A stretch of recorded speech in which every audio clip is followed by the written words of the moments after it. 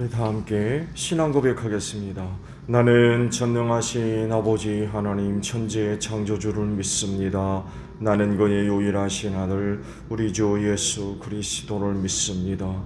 그는 성령으로 잉태되어 동정녀 마리아에게서 나시고 본디오 빌라도에게 고난을 받아 십자가에 못 박혀 죽으시고 장사된 지 사흘 만에 죽은 자 가운데서 다시 살아나셨으며 하늘에 오르시어 전능하신 아버지 하나님 우편에 앉아 계시다가 거기로부터 살아있는 자와 죽은 자를 심판하러 오십니다. 나는 성령을 믿으며 거룩한 공교회와 성도의 교제와 죄를 용서받는 것과 몸의 부활과 영생을 믿습니다. 아멘. 찬송가 95장 우리 부르시죠.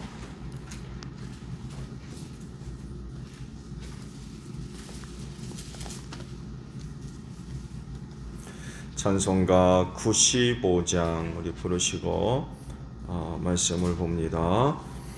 나의 기쁨 나의 소망 되시며 나의 생명이 되신 주 밤낮 불러서 찬송을 드려도 늘 하신 마음뿐일세. 나의 사모하는 선한 목자는 어느 고다운 동산에 양의 무리와 늘 함께 가셔서 기쁨을 함께 하실까.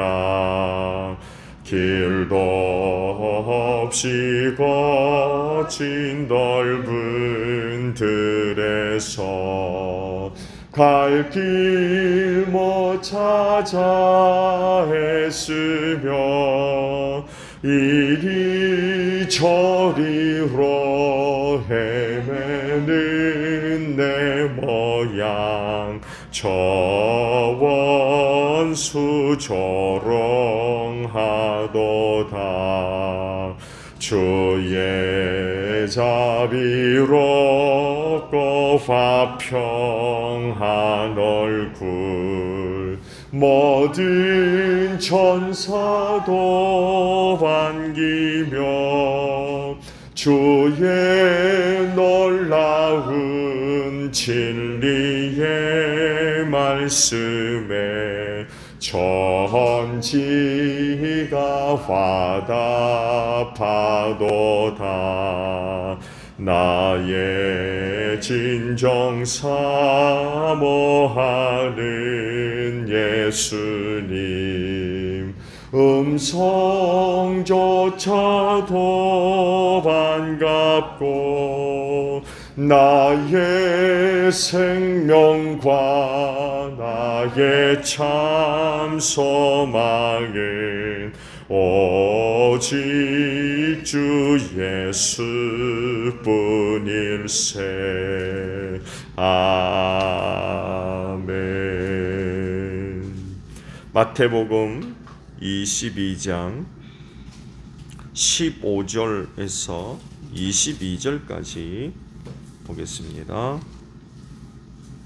마태복음 22장 15절로 22절에요. 그때 바리새파 사람들이 나가서 어떻게 하면 말로 트집을 잡아서 예수를 올무에 걸리게 할까 의논하였다. 그런 다음에 그들은 자기네 제자들을 헤롯 당원들과 함께 예수께 보내어 이렇게 묻게 하였다. 선생님, 우리는 선생님이 진실한 분이시고 하나님의 길을 참되게 가르치시며 아무에게도 매이지 않으시는 줄 압니다. 선생님은 사람의 겉모습을 따지지 않으십니다. 그러니 선생님의 생각은 어떤지 말씀하여 주십시오. 황제에게 세금을 바치는 것이 옳습니까? 옳지 않습니까? 예수께서 그들의 간악한 생각을 아시고 말씀하셨다. 위선자들아, 어찌하여 나를 시험하느냐? 세금으로 내는 돈을 나에게 보여달라. 그들은 데나리온 한 입을 예수께 가져다 드렸다. 예수께서 그들에게 물으셨다. 이 초상은 누구의 것이며 적힌 글자는 누구를 가리키느냐? 그들이 대답하였다. 황제의 것입니다. 그때 예수께서 그들에게 말씀하셨다. 그렇다면 황제의 것은 황제에게 돌려주고 하나님의 것은 하나님께 돌려드려라. 그들은 이 말씀을 듣고 탄복하였다. 그들은 예수를 남겨두고 떠나갔다. 아멘. 자, 오늘 아침에는요 16절에 있는 말씀을 함께 나눕니다. 선생님, 우리는 선생님이 진실한 분이시고 하나님의 길을 참되게 가르치시며 아무에게도 매이지 않으시는 줄 압니다. 선생님은 사람의 겉모습을 따지지 않으십니다. 라는 말씀입니다. 여러분이 믿는 예수님은 어떤 분이십니까? 내가 아는 예수, 내가 이해하고 있는 예수. 참 재미있는 현상은 사람들이 모임이 있는 곳에는요 서로 다른 그런 그 이해 충돌들이 많이 발생해서 갈등들이 일어나죠. 다 나가지 않기 때문에 그래요. 다 나 같으면 싸우겠습니까? 갈등이 있겠고 달라요. 똑같은 것을 두고 누구는 이렇게 생각하고 누구는 저렇게 생각하고 인간관계는 더더욱 그렇죠. 100% 다 좋을 수 없고요. 100% 다 나쁠 수 없어요. 한 사람을 두고 누구는 이렇게 하고 얘기하고 누구는 저렇게 얘기하고 참 복잡한 게 인간관계여서 그 모임을 참 어느 모임보다도 화합된 그런 그 모임을 만들려면 이런 그 서로에 대한 이해 차이가 좁혀지지 않으면 참 힘든 것 같아요. 같은 예수를 두고 당시 사람들의 이해가 각기 달랐을 거예요. 누구는 이렇다, 누구는 저렇다.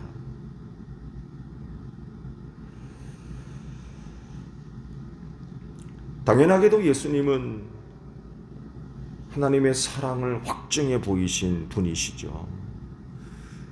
그분이 사랑의 하나님이라고 하면 더 이상 이야기할 게 없어요, 사실은. 그분은 사랑이라고 하는데 더 이상 얘기할 게 뭐가 있어요? 그것으로 끝이지. 뭐 더 얘기할 게 어디 있습니까? 근데 제자들을 포함해서 당시 사람들은 예수님을 어떤 분으로 보고 또 이해를 하고 있었을까요?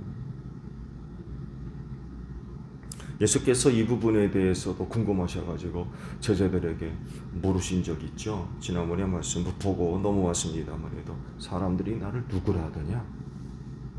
기억나시죠? 얘들아, 사람들이 나를 뭐라고 얘기하더냐? 그러니까 제자들이 그동안 들었던 다른 사람들이 예수에 대해서 이야기했던 그런 것들을 이야기를 해주죠. 누구는 세례 요한이라고 합니다. 누구는 엘리야라고 그러고요. 또 누구는 뭐 예레미야나 선지자 중에 한 사람이라고 얘기합니다. 또 모르시죠? 그러면 너희는 나를 누구라고 하느냐? 베드로의 유명한 그때 이제 신앙 고백이 나오게 됐죠. 그런데요, 오늘 주신 말씀에서도 당시 사람들이 예수님을 어떤 분으로 보고 있는지가 드러나고 있어요. 물론 예수에 대해서 악한 의도를 갖고 시험하기 위해서 찾아온 사람들이었어요. 근데 혹여나도 다행히도 시작부터 악한 말 하지 않습니다. 립 서비스라고 그러죠. 일단은 예수가 듣기 좋은 얘기를 먼저 해요. 그렇죠?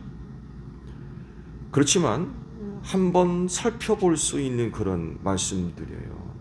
사실은 찾아왔던 사람들은 예수를 반대하는 사람들이거든요. 예수를 싫어하는 사람들이에요.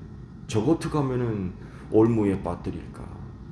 저거 어떻게 하면 죽일까? 이런 사람들이 찾아왔는데, 근데 또 이상하게 그런 사람들의 입에서 반대되는 그런 그 이야기가 나와요.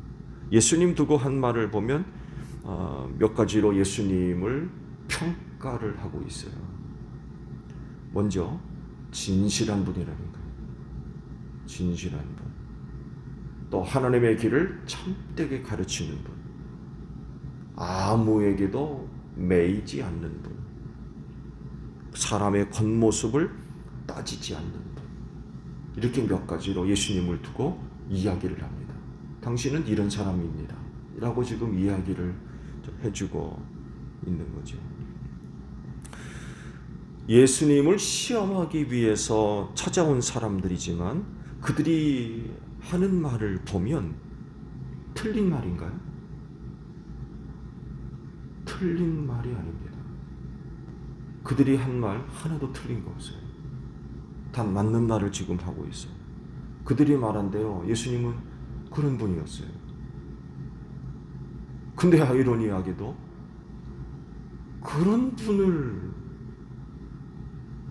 함정에 빠뜨리려고 한다는 거예요. 그러니까 위선자들이고 그러니까 악한 사람들인 것 같아요. 예수가 정말 이런 사람이라면 찾아와서 시험하지 말아야죠. 그렇잖아요. 아니 왜 그렇게 좋은 사람을 시험해요? 악한 사람 만들려고 그러고 죄인 만들려고 그러고 지금 그러고 있잖아요. 저들이 하는 얘기대로 그런 분이라고 그러면 이런 짓을 하면 안 되죠. 근데 여하간 그런 사람들이 찾아와서 당신은 이런 사람들입니다 라고 얘기한 것들을 보게 되면 그들이 말한 대로 예수님은 정말 그런 분이었어요. 예수님이 진실한 분이라고 하면 당연히 거짓이 없죠. 진실한 분인데 거짓이 있겠어요? 그렇잖아요. 속이는 것 없고요. 또 가식적인 부분 없으세요. 그분은 그들이 이야기한 예로 진실하신 분이었습니다. 근데요, 흥미로운 것은요, 예수님을 시험하기 위해 온 바리새인들과 또 헤롯 당원들을 향해서 예수님이 하신 말씀이에요. 뭐라 하셨어요? 위선자들아 라고 이야기를 하고 계세요. 위선자들이 예수님을 진실한 분이라고 이야기하는 웃지 못할 일이 지금 벌어지고 있는 거예요. 생각해 보세요. 위선자들이 진실하다고 하는 예수님한테 와가지고 이런 얘기를 하고 있는 거예요. 참 흥미로운 상황이 지금 벌어지고 있는 거죠. 그래서 믿을 만한 분입니다. 진실하기 때문에 그래요. 거짓됨이 없는. 성경은 하나님에 관하여서 이렇게 또 표현되어 있죠. 회전하는 그림자가 없는 분이다 라고 그렇게도 표현되어 있는데 그들이 한 말대로 예수님은 진실하신 분이에요. 그래서 믿을 만합니다. 신뢰할 만하고 진실하지 않고 거짓되다고 생각해 보세요. 그거 믿겠습니까? 근데 그분은 진실한 분이기 때문에 거짓이 없으세요. 믿을 만한 거죠. 근데 당시 사람들은 이렇게 이야기를 하지만 믿지를 않아요.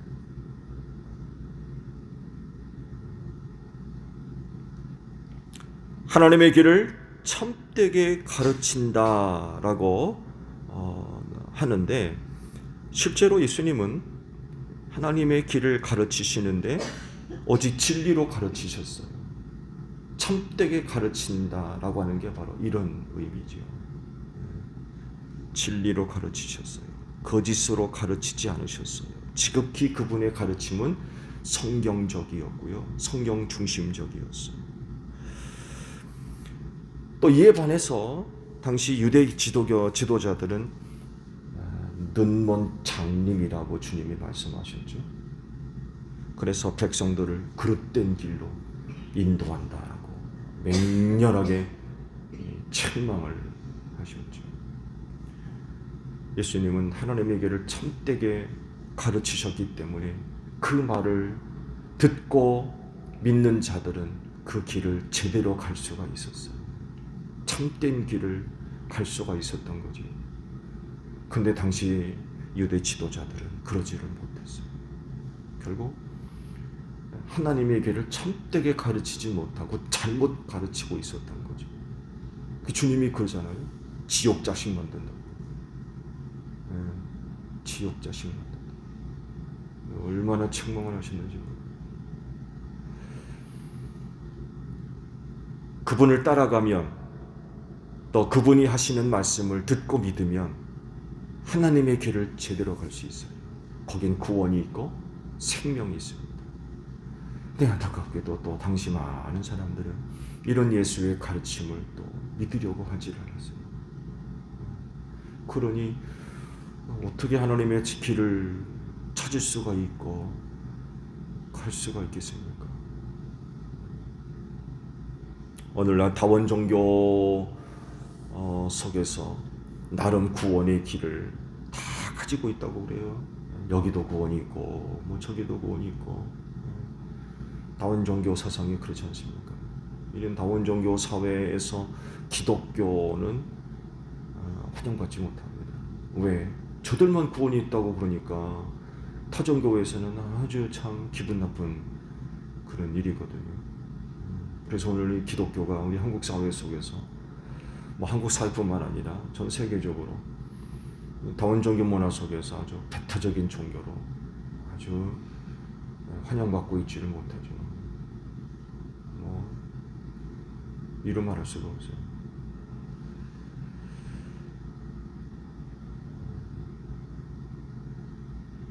자기들 구원이 있다고 하는데 기독교만 구원이 있다고 그러고 예수 믿어야 구원받는다고 그러니까 환영받지를 못하는 거죠.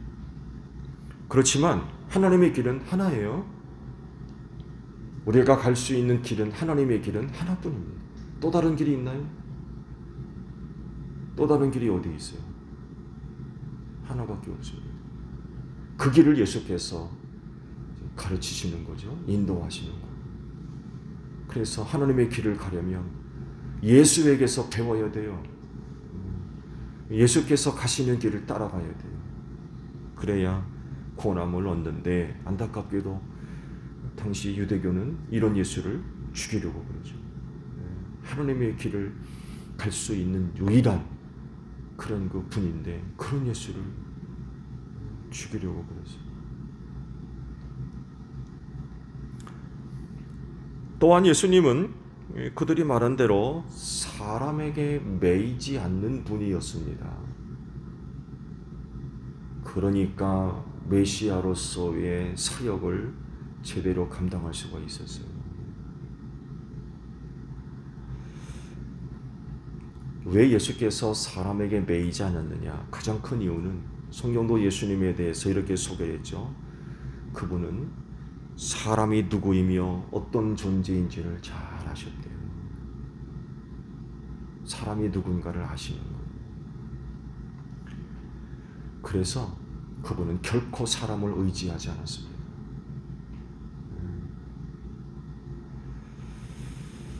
만약 예수가 그 공생애를 하면서 사람을 의지했다고 하면 그 사람에게 매였을 겁니다. 이렇게 되면 사명을 감당할 수가 있겠어요? 하나님으로부터 보냄받은 자로서의 역할을 수행하는데 굉장히 어려웠을 겁니다. 하나님의 뜻을 따르고 감당하는 것이 아니라 자기가 매여 있는 그 사람을 따르게 되고 지지하게 되는 이런 일들이 발생하게 돼요. 매였기 때문에 그래요.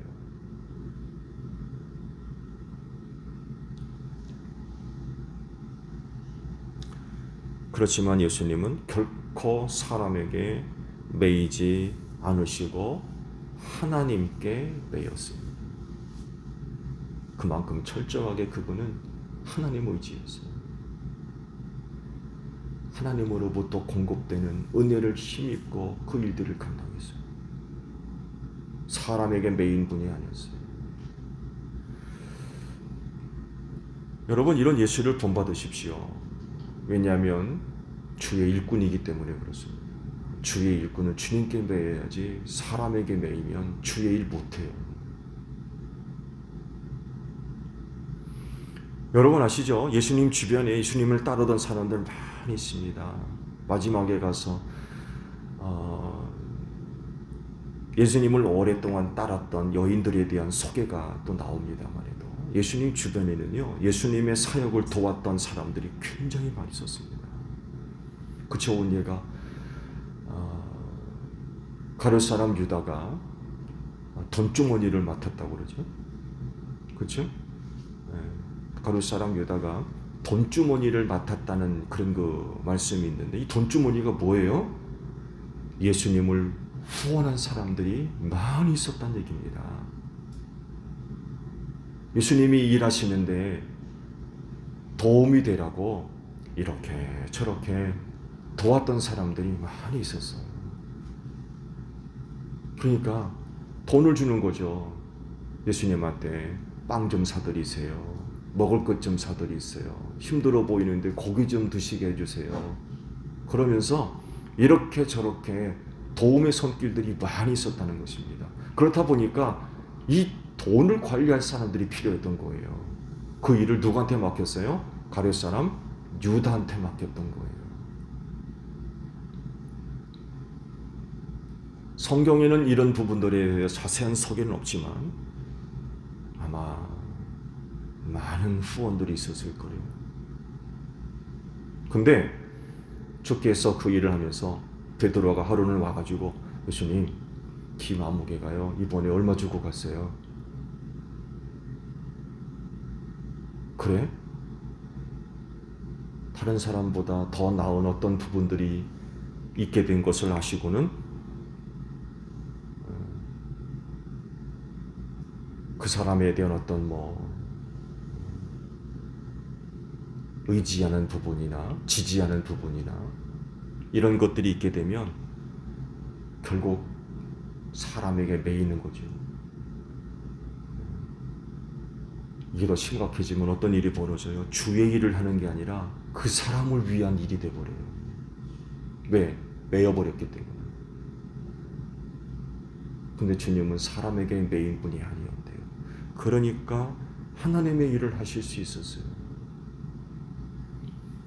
여러분도 주의 일꾼입니다. 주님께 매이십시오. 사람에게 매이지 마시고요. 주님께 매이세요.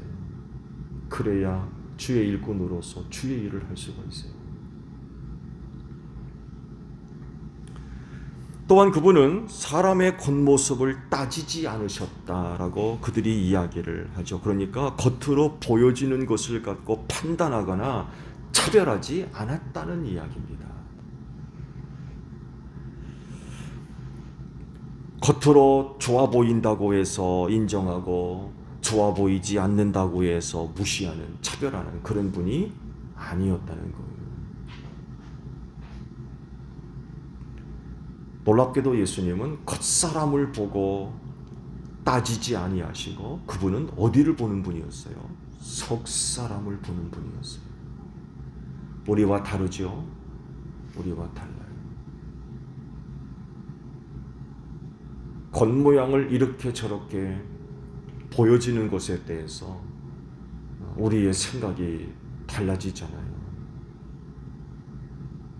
그러다 보니까 좀 더 다른 사람들보다 보여지는 그런 부분들이 좋게 보여주기 위해서 이렇게 저렇게 꾸며지는 그런 그 부분들이 많이 있잖아요. 누구는 이걸 이렇게도 표현하더군요. 가면이라고도 하더군요. 모든 사람들이 다 가면을 쓰고 있다는 거예요. 다 좋게 보여지기 위해서 누구는 이런 모양으로 가면을 쓰고 누구는 저런 모양으로 가면을 쓴다는 거예요. 근데 하나님은 이 가면에 속지를 않는다는 거예요. 무슨 가면을 우리가 뒤집어 써도 우리를 보시는 예수님은 그 이면 뒤에 있는 우리의 실체를 보신다는 거예요. 결코 가면에 속지를 않는다는 거예요. 그 나중에 우리는 하나님 앞에서 다 드러난다잖아요. 다 드러난다. 속일 수 없고 감출 수 없고 전부 다 드러난다.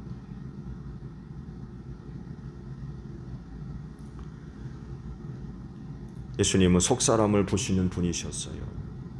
구원받을 사람인지 그렇지 않을 사람인지, 믿음이 있는 사람인지 믿음이 없는 사람인지, 은혜를 받을 사람인지 안 받을 사람인지.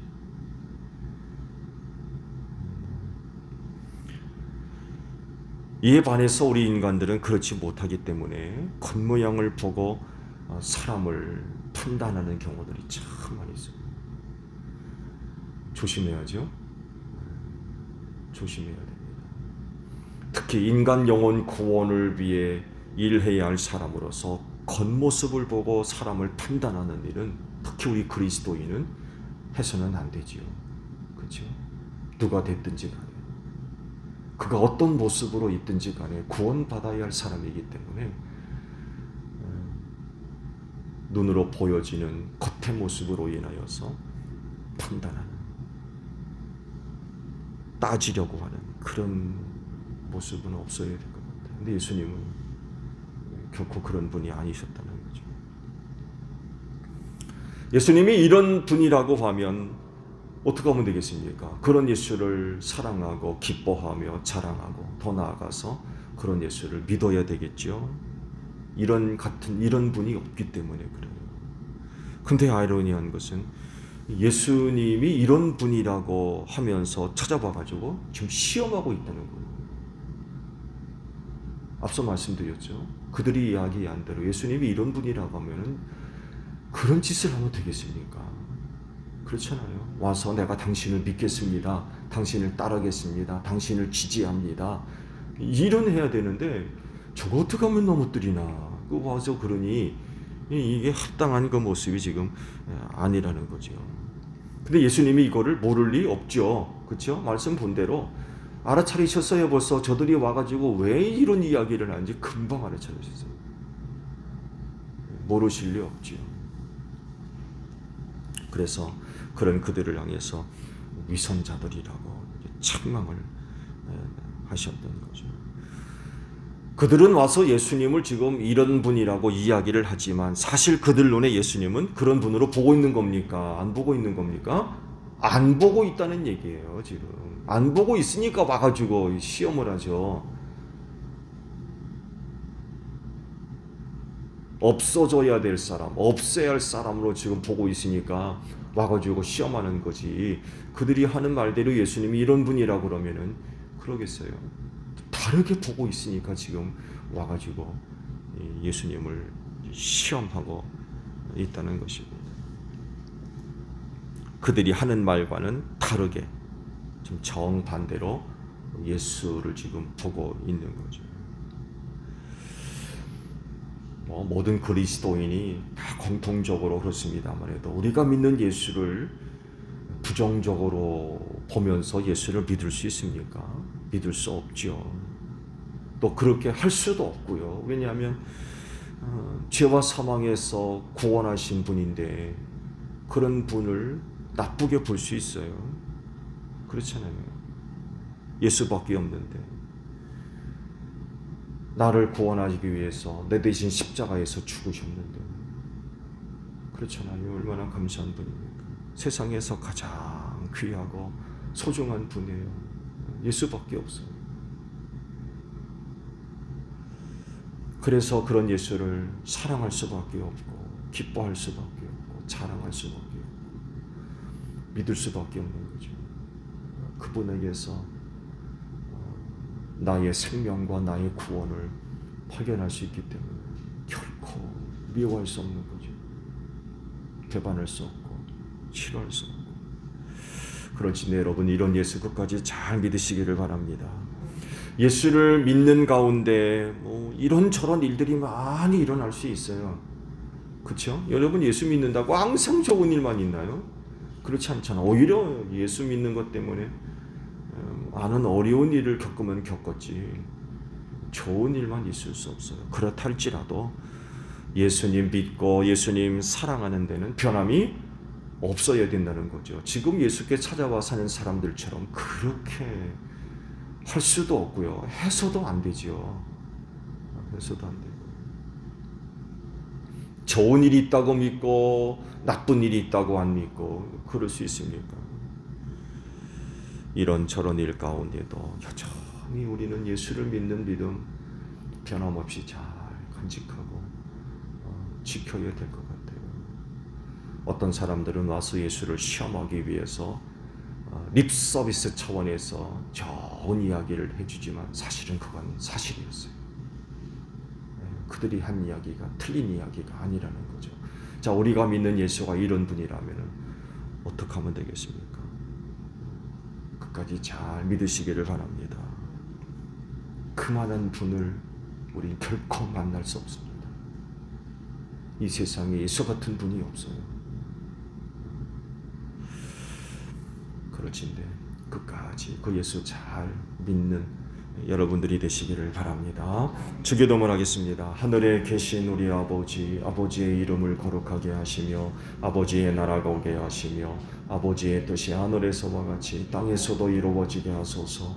오늘 우리에게 용할 양식을 주시고 우리가 우리에게 잘못한 사람을 용서하여 준 것 같이 우리 죄를 용서하여 주시고 우리를 시험에 빠지지 않게 하시고 악에서 구하소서. 나라와 권능과 영광이 영원히 아버지의 것입니다. 아멘. 기도하겠습니다.